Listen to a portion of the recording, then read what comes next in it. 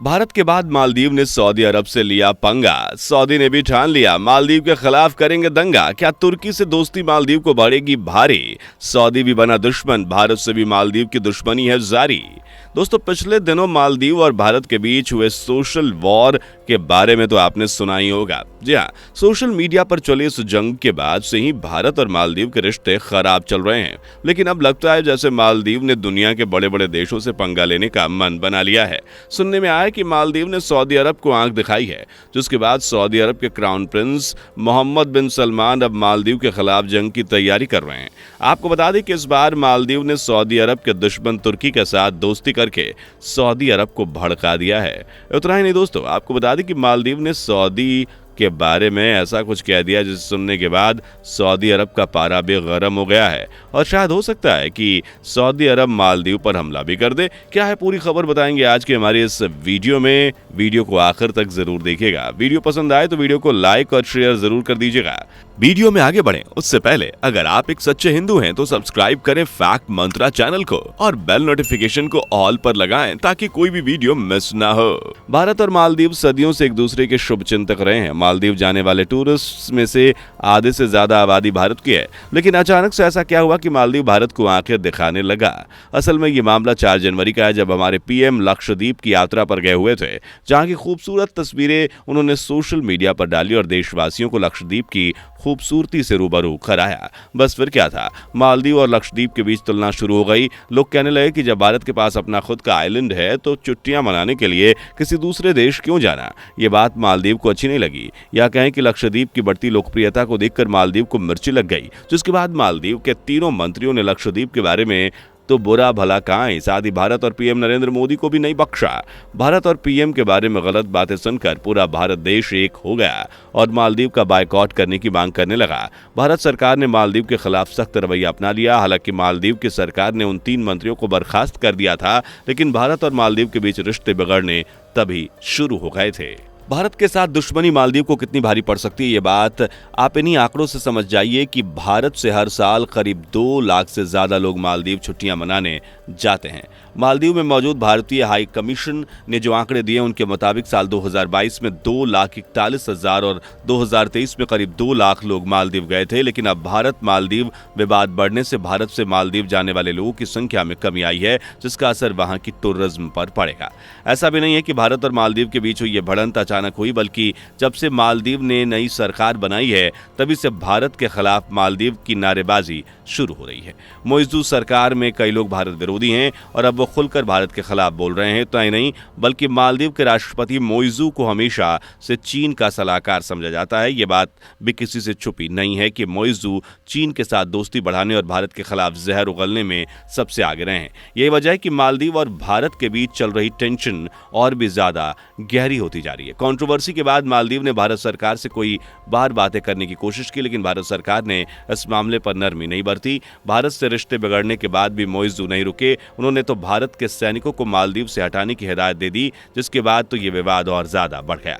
मालदीव का भारत के खिलाफ जहर उगलना उसी को भारी पड़ रहा है। ऐसा इसलिए क्योंकि उसी वक्त कई भारतीयों ने अपने मालदीव की टिकट्स कैंसिल कर दी। बॉलीवुड एक्टर्स से लेकर पॉलिटिकल लीडर्स ने मालदीव को बायकॉट करने की बात कही थी, जिसके बाद मालदीव के टूरिज्म को करोड़ों का नुकसान हुआ था। मालदीव की इकोनॉमी टूरिज्म पर ही निर्भर करती है, उससे भी भारत से जाने वाले लोग मालदीव की इनकम का मेन रिसोर्स हैं।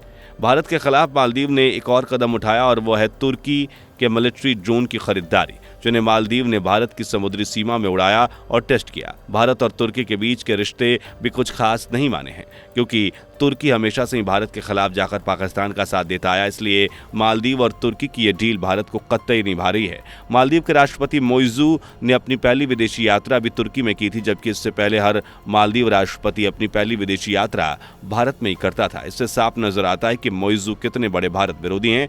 आपको बता दें कि मालदीव ने जिन ड्रोन्स को मंगाया था उन्हें तुर्की ने 3 मार्च को डिलीवर कर दिया था। इन ड्रोन्स का नाम TB2 ड्रोन्स है। आपको बता दें कि इन ड्रोन्स का इस्तेमाल मालदीव समुद्र सीमा की निगरानी और सुरक्षा के लिए करेगा।